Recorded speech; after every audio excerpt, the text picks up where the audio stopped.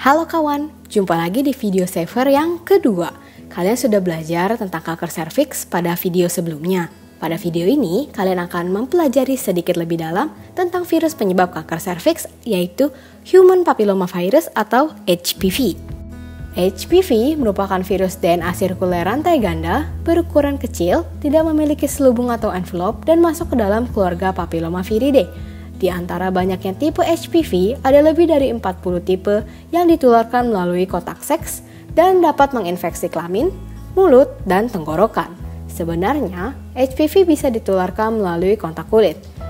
Serta, kontak seks tidak juga selalu harus menularkan HPV, akan tetapi sebagian besar penularan terjadi lewat kontak seks.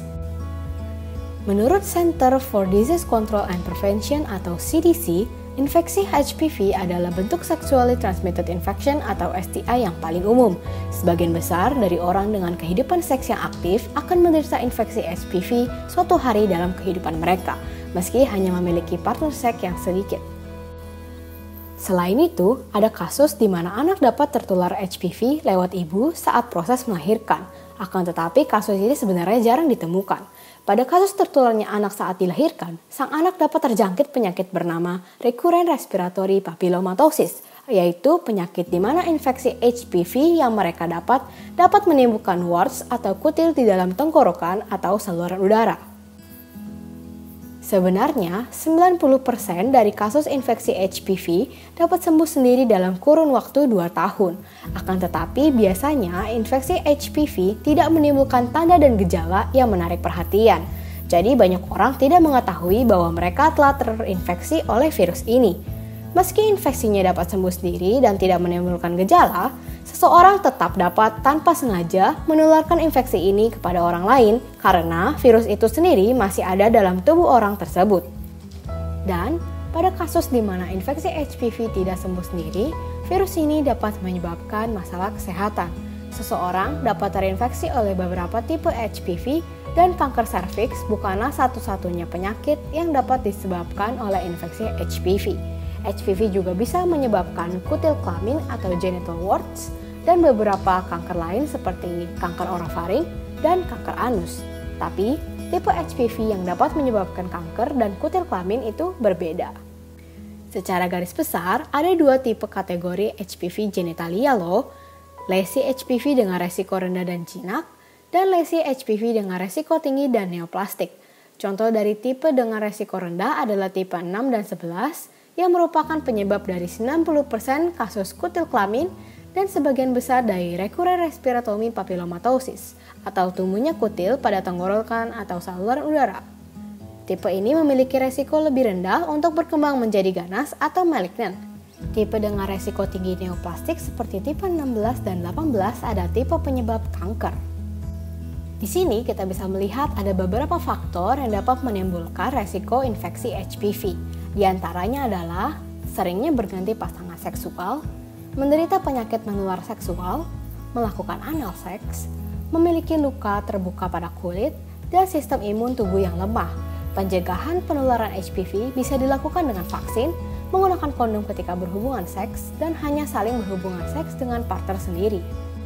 Karena infeksi HPV cukup umum, disarankan untuk orang dengan kehidupan seks yang aktif untuk melakukan diagnosa infeksi HPV secara rutin.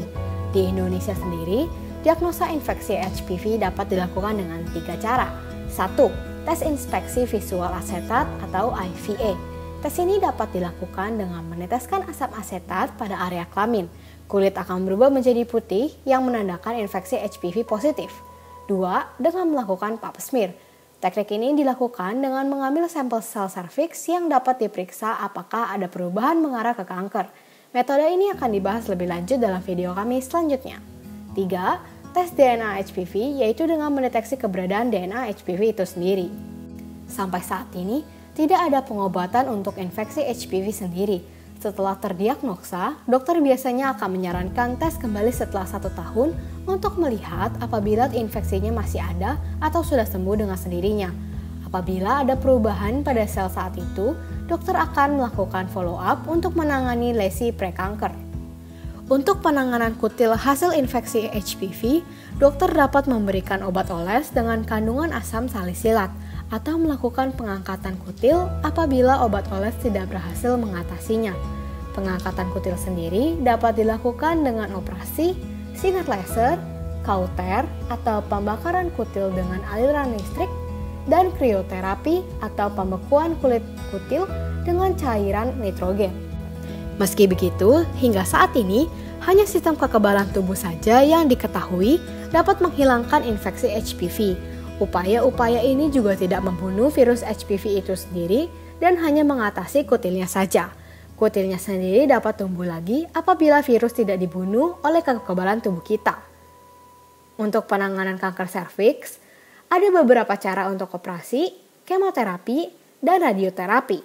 Cek video selanjutnya dari kami untuk informasi lebih lanjut mengenai penanganan kanker serviks. Nah, bagaimana kawan? Apakah informasi yang telah diberikan menambah pengetahuan kalian? Kami harap video ini dapat bermanfaat bagi para penonton sekalian. Cek video kami lainnya untuk informasi lebih lanjut mengenai kanker serviks, penanganan, pencegahan, dan informasi lainnya. Terima kasih telah mendengarkan kami sampai akhir. Sampai jumpa di video kami berikutnya. Bye-bye.